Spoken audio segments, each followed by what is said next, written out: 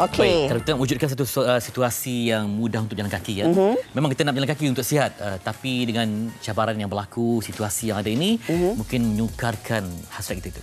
Situasi ini sebenarnya memang sudah tersedia tatapan mata kita. Ada kemudahan ataupun fasiliti laluan pejalan kaki ini yang digunakan untuk tujuan lain. Seperti yang anda saksikan laporan sebentar tadi yang disediakan oleh wartawan kami, Afiq. Kita nak lihat tentang kemudahan pejalan kaki ini. Apakah solusi kepada situasi ini?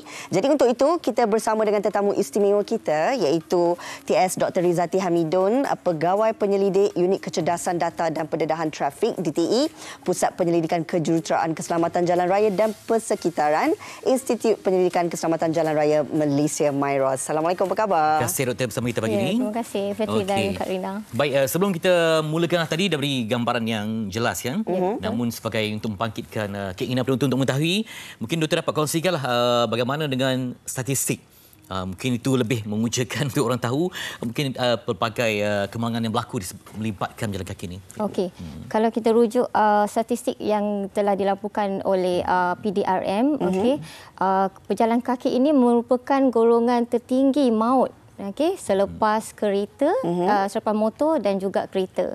Okey, kita tengok trend ini setiap tahun memang sama saja. Okey, yang pertama itu golongan yang tertinggi maut adalah motosikal. Okey, dalam lingkungan 60 hingga 70%. Yang kedua adalah kereta, 15 hingga 25%. Dan ketiga tertinggi adalah pejalan kaki itu sendiri, 6 hingga 8%. Kalau kita tengok daripada tahun 2005, kita nampak ada penurunan statistik ini. Okey, daripada 600 setiap tahun, dia menurun sehingga 266 pada tahun 2021. Tetapi bila kita jumlahkan kematian pejalan kaki ini, kita tengok sebenarnya telah ada lebih 8,000 pejalan kaki yang telah maut di jalan raya daripada tahun 2005 sehingga 2021 itu tadi. Okey, kita nak menyentuh tentang kemudahan pejalan kaki ini. Kita tahu ia memberi manfaat kepada mereka kategori pejalan kaki. Tapi nak tahu sebenarnya siapa yang boleh dikategorikan sebagai pejalan kaki ini, Doktor? Baik. Okey, so kalau kita tengok pejalan kaki ini adalah mereka yang menapak ataupun yang bergerak menggunakan kaki ataupun person travel by foot. Okey, ini termasuklah mereka yang berjalan ataupun berjoging ataupun mereka yang menggunakan tongkat untuk berjalan, menggunakan wheelchair ataupun mereka yang menggunakan skateboard ataupun roller skate. Okey, termasuk juga mereka yang menyorong basikal itu sendiri ataupun mereka yang turun daripada kenderaan.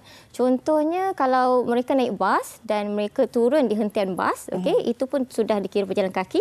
Termasuk juga mereka yang menaiki kereta dan bila mereka meletakkan kenderaan atau parking dan keluar daripada kenderaan mereka itu, dia pun dah kira berjalan kaki. Jadi setiap perolehan mod itu, kita semua sebenarnya berpotensi untuk menjadi pejalan kaki. Setiap daripada kita boleh dikategorikan sebagai pejalan kaki. Jadi dalam konteks MIROS melihat macam mana dari segi kemudahan yang wujud ini ataupun memang tidak mesra berjalan kaki ataupun ruang apa yang perlu diperbaiki? Okey. Kalau kita tengok kemudahan pejalan kaki itu, kalau di kawasan bandar sebenarnya telah banyak tersedia.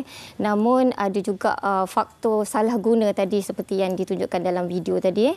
Salah guna daripada kereta ataupun motor yang selalu meletakkan kenderaan mereka di laluan pejalan kaki ataupun di lintasan. Jadi menyebabkan laluan itu terhalang oleh kenderaan itu tadi. Ada juga motor ni yang memang suka guna laluan tu. Mereka ride di atas laluan itu sendiri. Nak mudah, nak cepat. Ya, betul. So itu di bandar. Okey, kalau di lintasan pejalan kaki yang berlampu isyarat, kita banyak tengok isu berkenaan dengan running red light, ataupun ketidakpatuhan kepada lampu isyarat itu. Tidak kiralah kenderaan ataupun pejalan kaki itu sendiri. Kadang-kala isu ini disebabkan oleh reka bentuk signal setting itu, yang menyebabkan mereka terpaksa menunggu lama, lebih daripada 2 minit contohnya.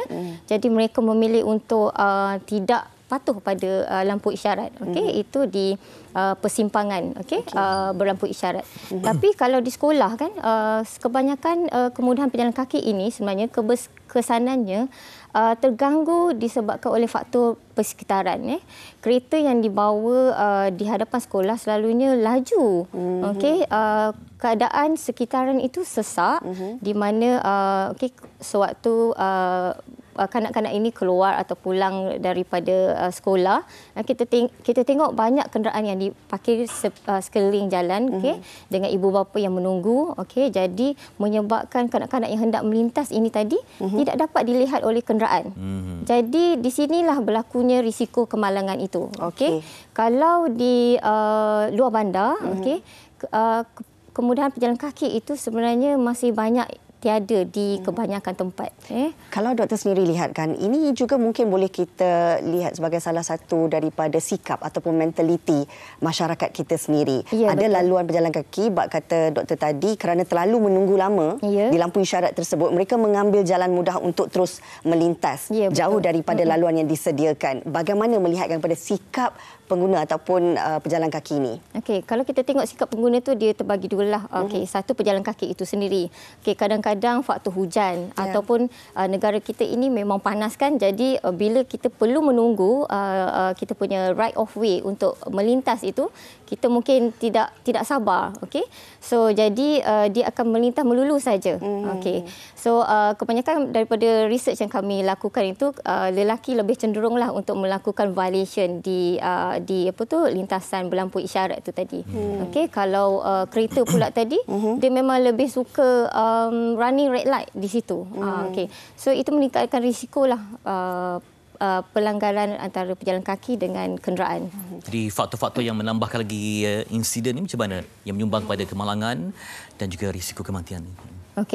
Kalau kita tengok faktor menyumbang kepada kemalangan ini, dia melibatkan beberapa faktor. Yang pertamanya kita tengok dari segi isu kecederaan dan kematian tadi, risikonya. Kalau daripada sudut sains, kita tengok risiko kecederaan dan kematian itu adalah bergantung kepada impak pelanggaran. Impak pelanggaran itu sebenarnya bergantung pada jasad yang bergerak dengan halaju tertentu. So jasad yang bergerak ini kalau dia lebih tinggi, lebih berat, maka impak kecederaan itu lebih tinggi. Begitu juga dengan vehicle punya velocity, dia punya kelajuan. Kalau kelajuan itu lebih tinggi, maka kecederaan itu lebih tinggi. Even kalau kita bawa kenderaan itu 30 km per jam, tetap ada risiko kematian sebanyak 10%. So jika kelajuan itu ditambah 40 km per jam, risiko kematian telah meningkat sebanyak 40%. Dan kalau kita tingkatkan lagi risiko kelajuan ini 50 km per jam, risiko kematian itu adalah 90%. Jadi pentingnya di sesuatu lokasi atau jalan itu kita letakkan had limit.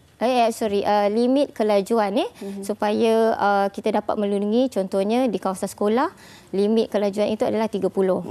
Jadi kita dapat melindungi kanak-kanak ini yang hendak melintas di pekarangan sekolah itu tadi. Kalau ada mungkin pegawai yang bertugas mungkin mudahlah tapi kalau terbiar mungkin sesi petang ke, kita memang itu berlaku. Ya, betul. Baik, Doktor melihat macam mana dalam prospek yang lebih besar tentang ekosistem yang perlu wujud. Kadang-kadang dah ada fasiliti tapi enforcementnya tidak ada, ataupun dah ada kawasan yang boleh workable tetapi ada kekurangannya.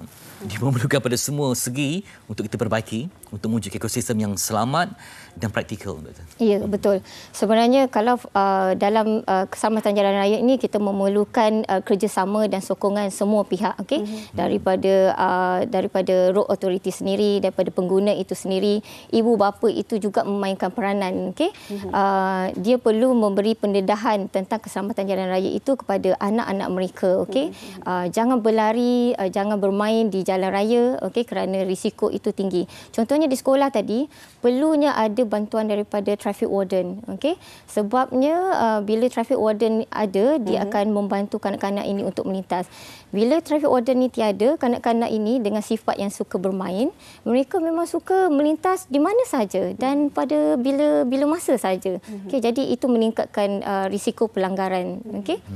Bagaimana pula doktor melihatkan isu-isu yang timbul akibat daripada kemudahan pejalan kaki ini? Kita melihat bahawa kalau tadi dikongsikan dalam laporan tentang laluan pejalan kaki yang tidak dimanfaatkan sebaik mungkin. Sejauh mana adanya mungkin penguatkuasaan ataupun undang-undang yang boleh mengeluarkan saman dan sebagainya kepada mereka yang melanggar peraturan tersebut? Okey, so berkenaan dengan peraturan ini, dia bergantung kepada road owner itu sendiri. Okey, sekiranya jalan itu dimiliki oleh PBT, jadi kuasa bagi mengeluarkan itu adalah bergantung pada mereka. Okey, jadi kalau katakan salah guna tu tadi, menggunakan pejalan motor atau kenderaan lain memakir di kawasan laluan itu, jadi mereka boleh dikenakan saman. Okey, tetapi hal ini mungkin samannya terlalu kecil. Jadi benda itu memang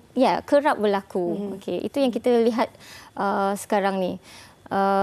Kalau contohnya kita letakkan papan tanda untuk mereka wajib menggunakan pedestrian bridge. Okey.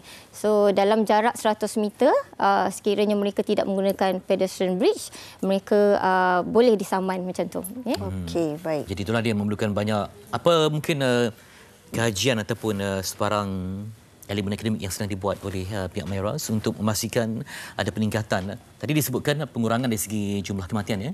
Ya, betul. Jadi untuk masa depan, apa ruang yang kita ada untuk berbincang dan juga berbagi? Sekarang ni memang kita sudah ada road safety education yang telah diterapkan di sekolah. Okey, dan road safety education telah lama sejak 2007 lagi, dan telah dikembangkan meliputi kanak-kanak yang prasekolah. Okey, so education itu penting, dan orang sekeliling itu penting. Ibu bapa juga penting untuk memainkan peranan bagi mendidik anak-anak bila berada di jalan raya. Okay? Cikgu juga itu penting supaya dia sentiasa mengingatkan bahawa di jalan raya itu adalah tempat yang bahaya. Okay? Bukan untuk kanak-kanak saja, bagi semua orang. Macam tu. Okey. Akhir sekali, daripada apa yang kita bincangkan ini, agaknya mungkin doktor boleh buat sedikit rumusan dan nasihat kepada pengguna pejalan kaki. Okey. Sebenarnya pejalan kaki ini memang, kemudahan pejalan kaki ini memang penting untuk meningkatkan keselamatan pejalan kaki itu sendiri. Namun faktor seperti sikap, sikap pemandu, sikap pejalan kaki yang perlu ikut atau patuh pada peraturan untuk melindungi pejalan kaki ini. Kalau katakan kita memandu, kita perlu lebih bertimbang rasa dengan pejalan kaki ini, dengan memperlahankan kenderaan ataupun berhenti memberi mereka laluan bila melalui lintasan pejalan kaki itu.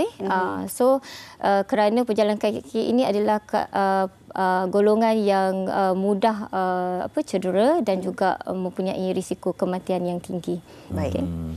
Sebab kita mengambil iktibar daripada apa yang pamerkan tadi, dan juga mungkin masa untuk kita laksanakan perkasakan undang-undang, sebab pejalan kaki ini memang perlu bergerak aktif, tapi terhalang oleh pelbagai tadi faktor yang ditunjukkan dalam laporan. Terima kasih untuk teknologis Dr. Rizati Hamidun, Pegawai Pendidik Unit Cerdasan Data dan Pendedahan Trafik DTE, Pusat Pendidikan Kejuruteraan Keselamatan Raya dan Sekitaran, Institut Pendidikan Keselamatan Raya Malaysia MIRAS. Terima kasih sekali lagi.